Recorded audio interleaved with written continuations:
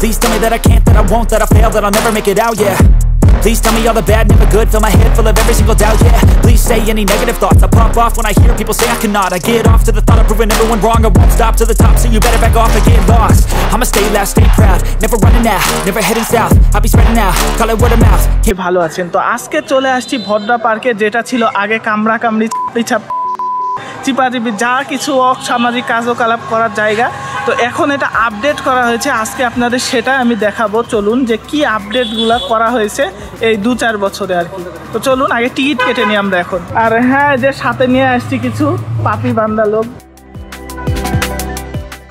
সবসময় টিকিট কাটতে এক নাম্বারে থাকে। বড় ভাই টিকিট কয় টাকা বিচ্ছিল? 20 টাকা, 20 টাকা, মাত্র 20 টাকা। স্টুডেন্ট অফারে 15 টাকা।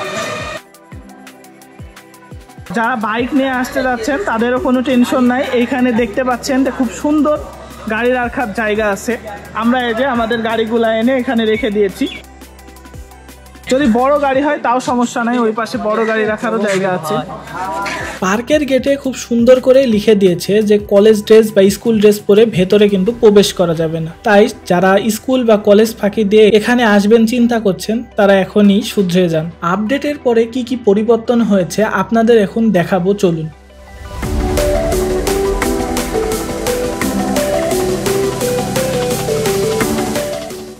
ভেতরের যে পরিবেশটা খুবই সুন্দর লাগছে, নিরিবিলি পরিবেশ। জায়গা অনেক থাকা সত্ত্বেও এখনো কিন্তু খুব বেশি কিছু পার্কের ভেতরে নাই। দু একটা রাইডের জায়গা, ট্রেন আছে, আর তারপরও একটা বড় পুকুর।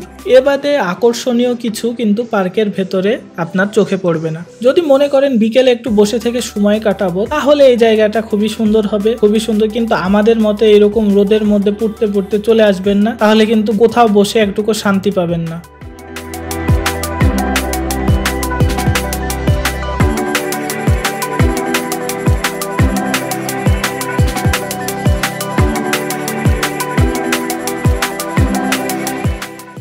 আগে যেরকম চিপাচিপির জায়গা ছিল, এখন কিন্তু সেই কামড়াকামড়ির জায়গাটা নাই। আপনারা যারা আসতে যাচ্ছেন সেই উপলক্ষে আপনারা একটু সাবধানে আসবেন। আর যদি ইয়ে দেখতে চান তাহলে বিকেল 5টার পরে। এটা তো তোর স্বভাব।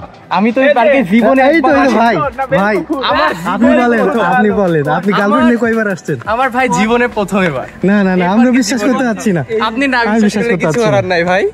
এইখানটাতে একটু ফুল প্রেমী হওয়ার চেষ্টা করলাম, আর আসলেও ফুলগুলো অনেক সুন্দর দেখতে, খুবই ভালো লাগছিল।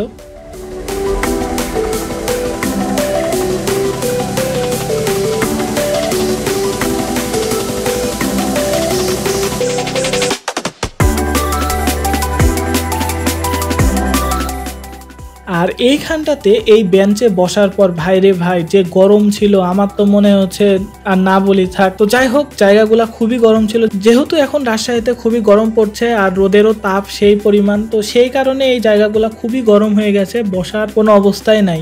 এই যে রাজশাহীর বনলতা এক্সপ্রেস এখন দেখতে পাচ্ছেন ভদ্রা পার্কে।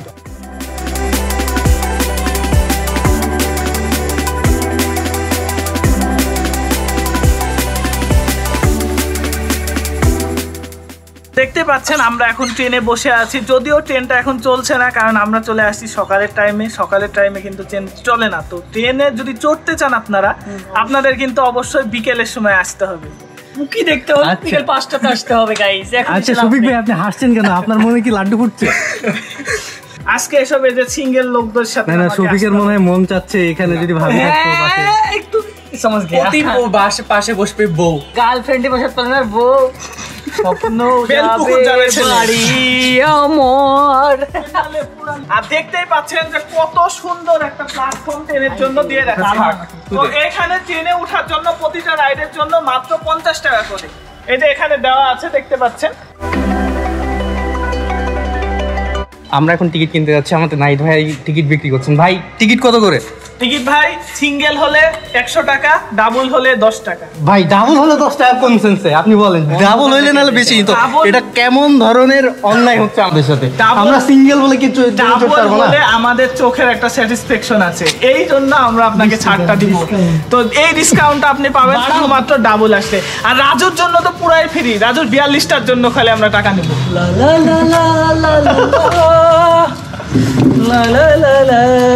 ভাই তুই আবার এখানে গিটার বাজাইতাছিস না? দিল হলে দুলহান সব জায়গাতেই বাজানোর অভ্যাস রাজু।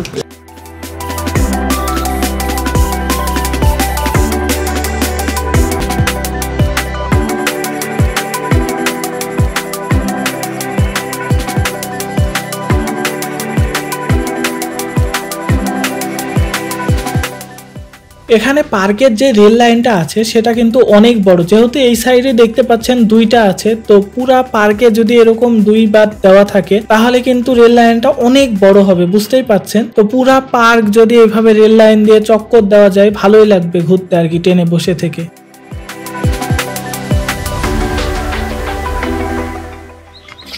ले जाएंगे दिल वाले दुल्हनिया ले जाएंगे, रह जाएंगे घर वाले देखते रह जाएंगे। ये ड्रोन থাকতে আর পুকুরে বেজা।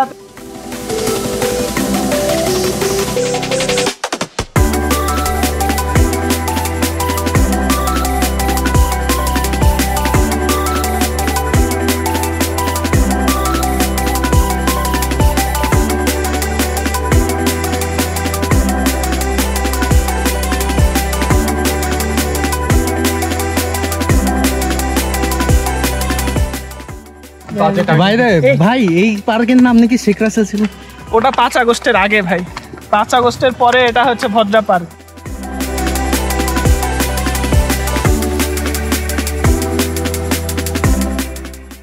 ভাই আপনার গর্তে ঢোকার অভ্যাসটা গেল না? আমি আপনাদেরকে বিনোদন দেওয়ার জন্য এটা করলাম গাইস, তাছাড়া কিছুই না। এটা গর্ত এই ছেলের খুবই পছন্দ, গর্ত পাইলে এইভাবেই ঢুকে যায়। যেই গর্ত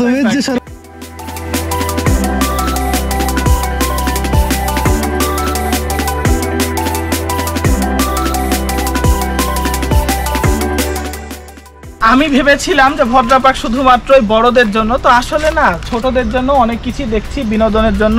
বাচ্চার মা থেকে শুরু করে বাচ্চার বাবা সবার জন্য সবকিছু আছে এই পার্কে।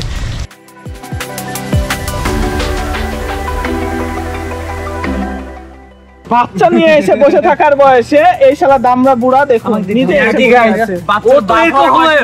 প্রেমী করে প্রাইমারি স্কুলের মেয়ের সাথে, এটা হয় বাস্তব।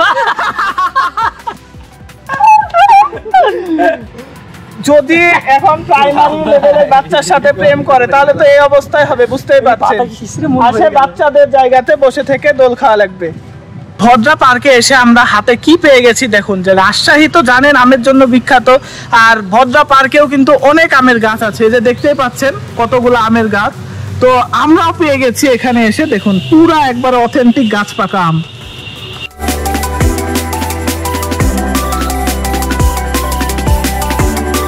এটা আসলে প্রকৃতির গিফট আমাদের জন্য, যে আমরা এখানে এসে দাঁড়াতেই গাছ থেকে টুপ করে আমটা পড়ে গেল।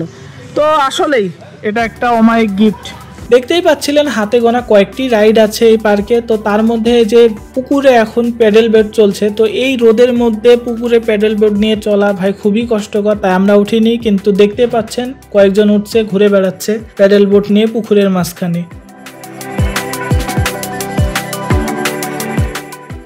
সামনে আসতেই দেখতে পেলাম একটা সুন্দর আর্টিফিশিয়াল ঘাসের ঘোড়া। তো ঘোড়াটা এখনো আর কি বাঁশ কাঠ দিয়ে রেখেছে, মনে হয় এখনো কাজ কমপ্লিট হয়নি। কাজ হলে হয়তো আর বাঁশ টাচ দিয়ে রাখার প্রয়োজন হবে না। জিনিসটাও খুবই সুন্দর কিন্তু, আর নষ্টও হবে না যেহেতু আর্টিফিশিয়াল ঘাস। তার একটু সামনে আসতেই এখানে একটা জামের গাছ ছিল, তো জামের গাছের কাহিনীতে পরে আসছি। তো তার আগে এখন দেখতে পাচ্ছেন যে আমরা চলে আসছি মুক্ত মঞ্চে, মানে আমাদের রাজশাহীর যে মুক্ত মঞ্চটা ছিল সেটারই আদলে এই জায়গাটা তৈরি করা হয়েছে। পার্ক যখন খুব ভালোভাবে চালু হয়ে যাবে তখন যে লোকজনগুলো আর কি আসবে তারা এখানে অনুষ্ঠানের জন্য ভাড়া নিতে পারে, খুবই ভালো জায়গা হবে এটা।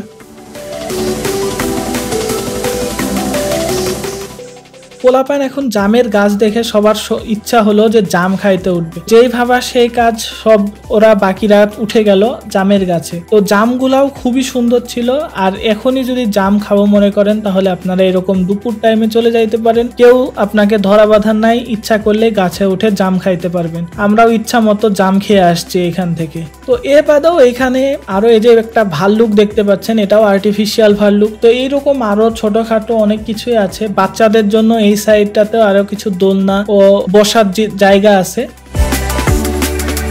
এইখানটাতে আমার যাওয়া হয়নি, যদিও এই জায়গাটা একটু ভালো। এই জায়গাটাতে বসে পিকনিক করার মতন একটা স্পট আর কি করার চেষ্টা করছে পার্ক কর্তৃপক্ষ। তো যাই হোক, ওভারঅল পার্কের পরিবেশ খুবই সুন্দর ছিল, কিন্তু খুব বেশি যে আহামরি জিনিসপত্র পার্কে আছে তা কিন্তু নয়, সিম্পলের মধ্যে গর্জিয়াস আর কি বলতে পারেন।